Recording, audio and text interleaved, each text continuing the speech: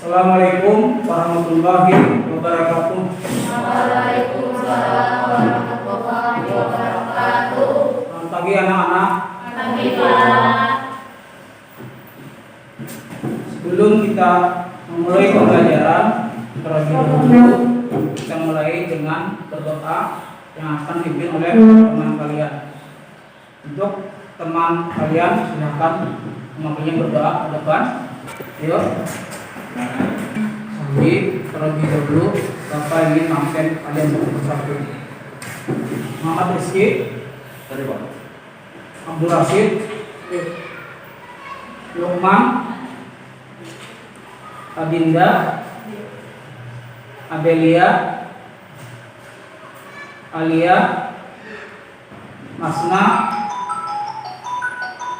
Sri Andini,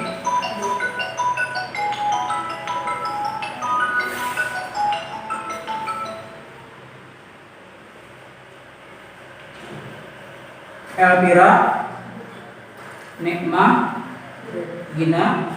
Ya. Alhamdulillah semuanya hampir rata-rata anak bapak pada absen semuanya. Hanya 1-2 orang saja yang tidak bisa hadir. Pada pembelajaran terdahulu kita mempelajari tentang sujud syukur. Sujud syukur adalah sujud karena kita memperoleh kenikmatan dari Allah Subhanahu wa taala atau terhindar dari musibah. Itu pertemuan kita yang terdahulu. Pertemuan kita yang hari ini kita membahas tentang sujud sahwi. Sujud sahwi adalah sujud yang dilakukan karena lupa atau ragu-ragu di dalam rakaat sholat. Sujud ini dilakukan sebanyak 2 kali setelah kita membaca tasawuf akhir sebelum salam.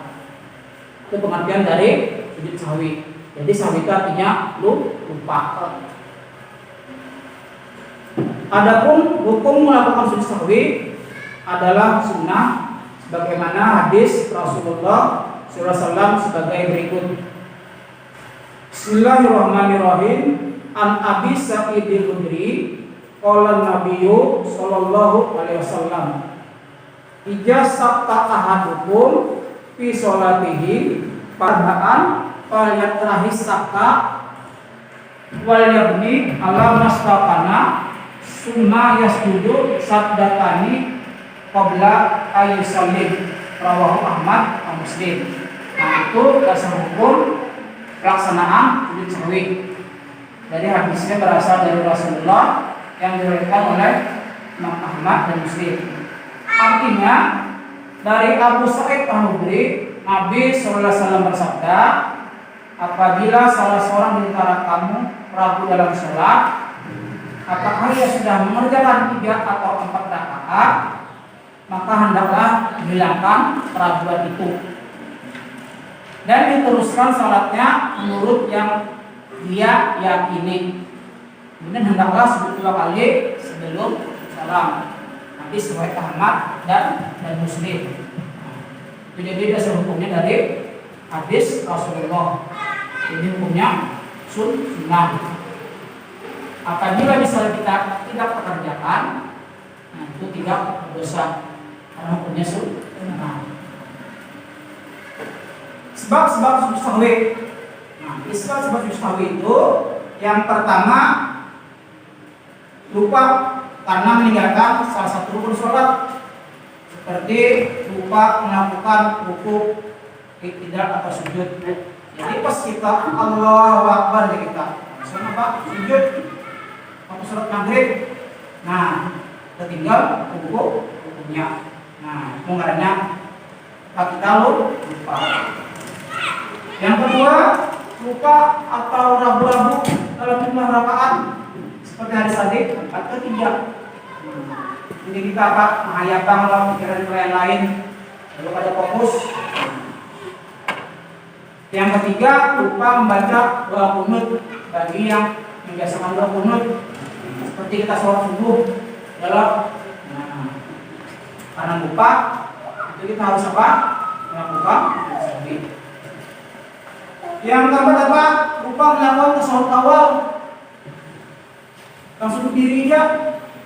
Ya, ragu tadi. Nah, yang kelima, kelebihan atau kekurangan dalam jumlah rakaat sholat. Kemudian tata cara sujud sahwi.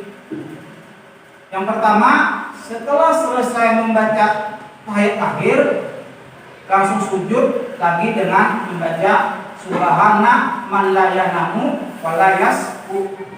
Artinya mengasuci Allah yang tidak tidur dan lupa.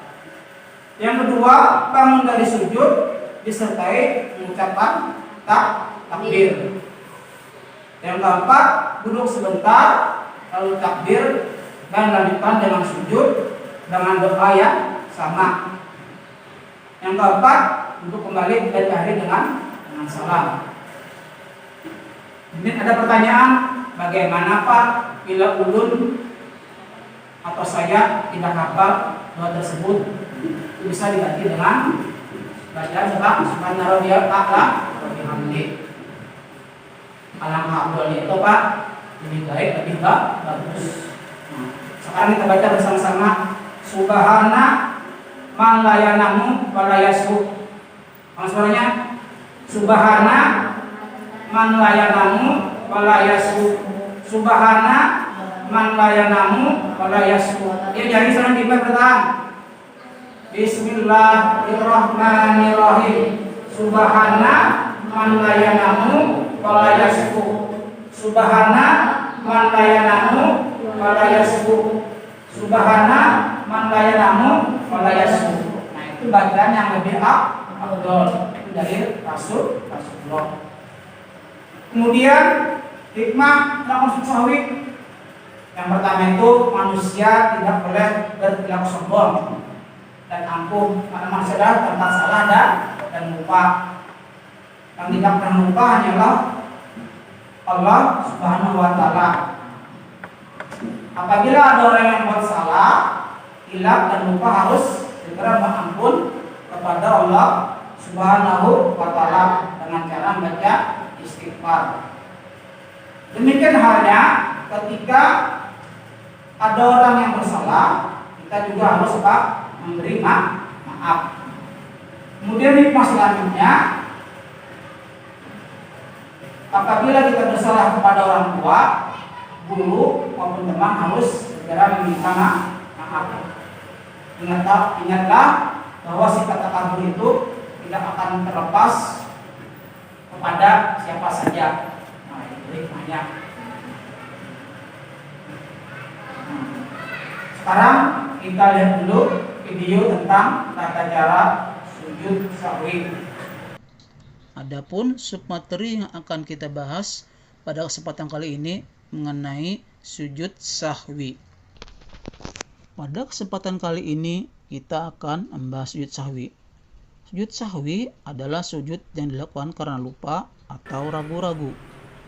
Di dalam pelaksanaan sholat sujud sahwi dilakukan 2 kali dan dilakukan setelah membaca tahiyat akhir sebelum salam. Jadi ketika kita lupa, misal tidak tahiyat awal atau lupa rakaat, maka kita akan melakukan sujud sahwi di rakaat terakhir. Dasar hukum sujud sahwi itu adalah hadis dari Rasulullah SAW. Bismillahirrahmanirrahim. An Abi Sa'idil Hudri qala Nabiyyu sallallahu alaihi wasallam, ija sakka ahadukum fi sholatihi falam yadrikum sholat salasan au arba'an falyatrahis sakka wal yabni ala mastaqona summa yasjudu sajadataini qabla ayyusallim. Rawahu Ahmad wa Muslim. Artinya, dari Abu Sa'id Al-Hudri, Nabi SAW bersabda, apabila salah seorang di antara kamu ragu dalam sholat, apakah ia sudah mengerjakan 3 atau 4 rakaat, maka hendaklah dihilangkan keraguan itu dan diteruskan sholatnya menurut yang yakini. Kemudian hendaklah Setelah anak-anakku memperhatikan video tadi, apakah ada yang dapat ditanyakan? Silakan angkat tangannya.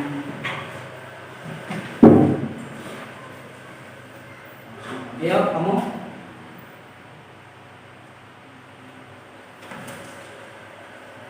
Nah, bila tidak ada Bapak yang menanya, jelaskan pengertian sujud sahwi. Ya, silakan. Sujud sahwi adalah sujud yang dilakukan karena lupa atau ragu-ragu di dalam sholat. Sujudnya 2 kali dan dilakukan setelah membaca tahiyat akhir sebelum salam. Ya, betul. Mengapa kita harus melakukan sujud sahwi? Karena lupa atau ragu-ragu di dalam sholat. Ya. Sebutkan tata cara melaksanakan sujud sahwi. Ya, silakan.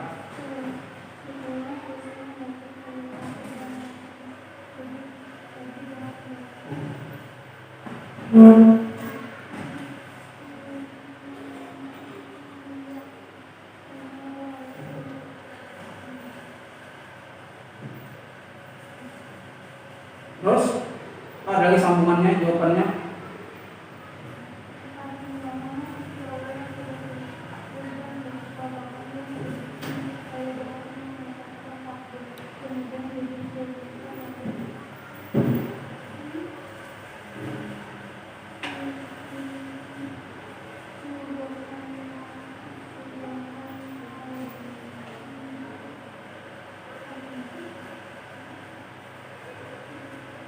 Ya, jelaskan hikmah sujud sahwi.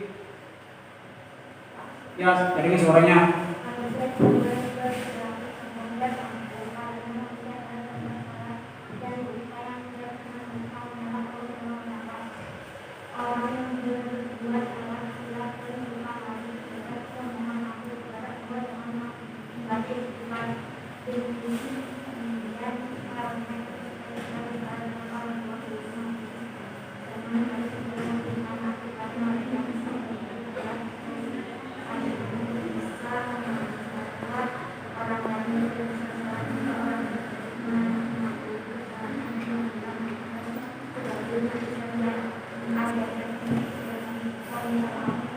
Ya, semuanya sudah terjawab dengan benar. Kesimpulan Bapak pada pembelajaran pada hari ini, intinya apabila kita sebagai manusia lupa atau ragu-ragu dalam sholat, hendaklah melakukan sujud sahwi. Karena sujud merupakan lambang pengabdian seorang hamba kepada Tuhannya dalam bentuk sujud. Semoga pembelajaran pada hari ini bermanfaat bagi anak-anakku sekalian dan anak-anakku dapat mempraktekannya di rumah dengan baik dan benar. Sebelum mengakhiri, marilah kita berdoa bersama-sama dengan bacaan alhamdulillahirabbil alamin. Assalamualaikum warahmatullahi wabarakatuh.